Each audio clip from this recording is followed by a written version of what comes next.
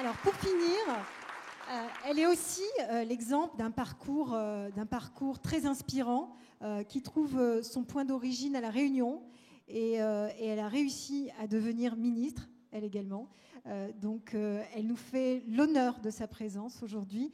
Donc, il s'agit d'Erika Barrett, qui est secrétaire d'État auprès du Premier ministre chargé de l'égalité réelle. Donc, vous l'aurez compris, elle veut faire de l'égalité une réalité et elle va nous parler d'elle, de son parcours.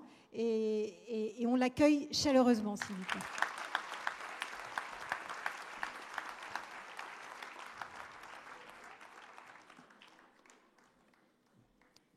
Donc, Madame la Ministre, merci beaucoup pour votre présence.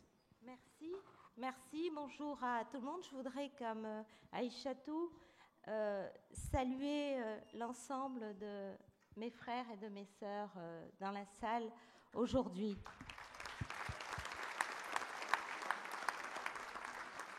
Alors, vu d'ici, le tableau est magnifique. Il est vraiment de toutes les couleurs. Vous représentez, je crois, ce que nous rêvons de ce qu'est la France. Jeune, volontaire et de toutes les couleurs.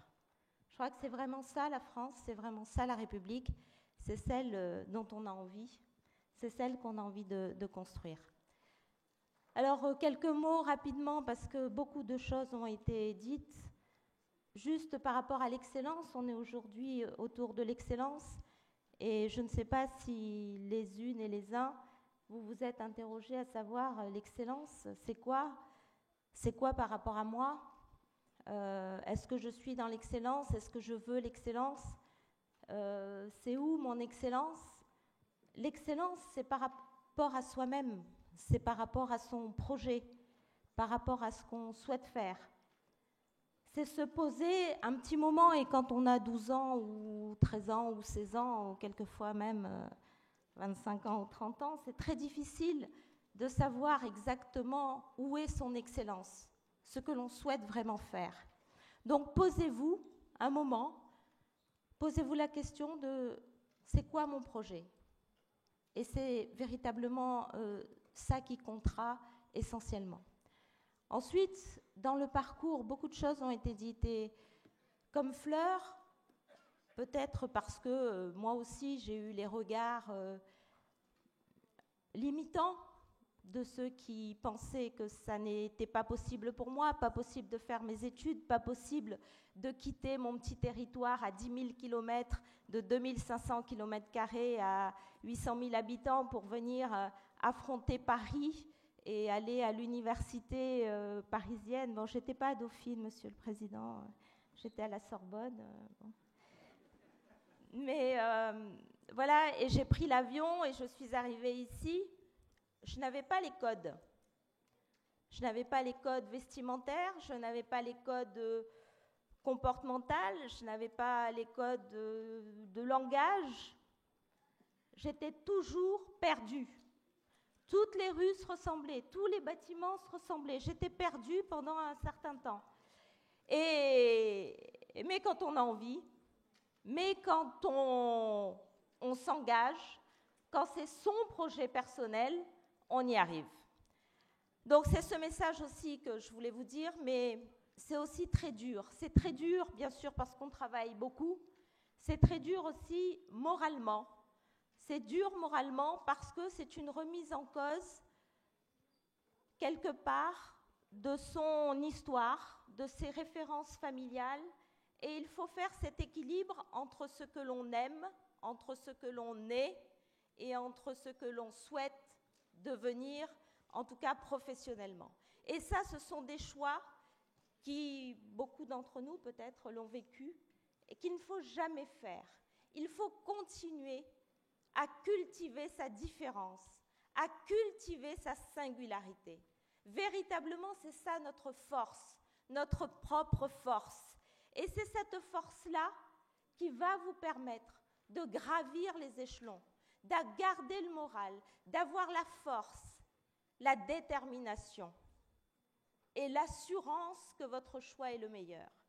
Et je voudrais terminer sur un point qui est essentiel aussi, parce que, oui, Fleur, tu as raison, il y a toujours une âme charitable qui t'explique que ça n'est pas pour toi, que ça va être très difficile, et qu'on pense qu'il vaut mieux te limiter à tel ou tel échelon, tel ou tel diplôme, ne pas trop tenter parce que si tu échoues, ça va être une catastrophe.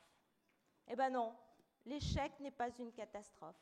L'échec endurcit, l'échec est un moyen d'apprendre à se dépasser.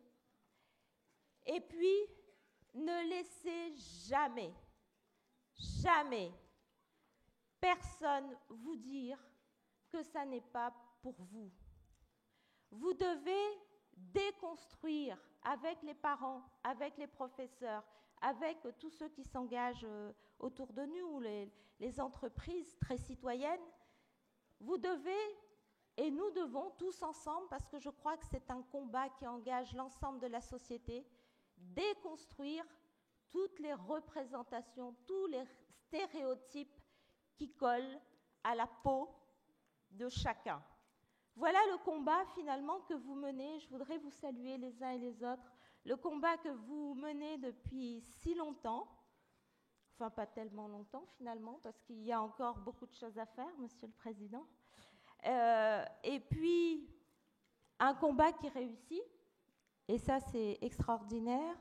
Et puis quand on voit aujourd'hui autant de jeunesse mobilisée, autant de chefs d'entreprise, autant de professeurs, je dis que c'est vraiment finalement le bon combat à mener, Monsieur le Président de l'Université.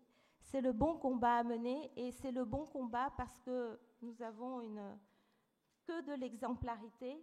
C'est un combat qui réussit. Donc voilà, bravo. Ne laissez rien tomber. Puis cette journée, cet après-midi, elle est pour vous. Posez les questions, soyez curieux. La curiosité, c'est aussi... ça permet d'avancer.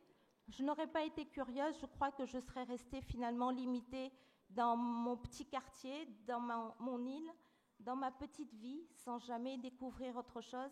Et la curiosité permet de découvrir, et la découverte permet d'élargir ses possibles, ouvrir ses horizons et avoir une vie autonome et heureuse. En tout cas, c'est tout le mal que je vous souhaite. Bravo à vous tous. Merci infiniment, Madame la Ministre. Et par avance, merci pour votre humilité et votre générosité, car je sais que vous allez aussi vous prêter à l'exercice et participer à certains ateliers et pouvoir échanger avec les jeunes. Donc, merci à vous.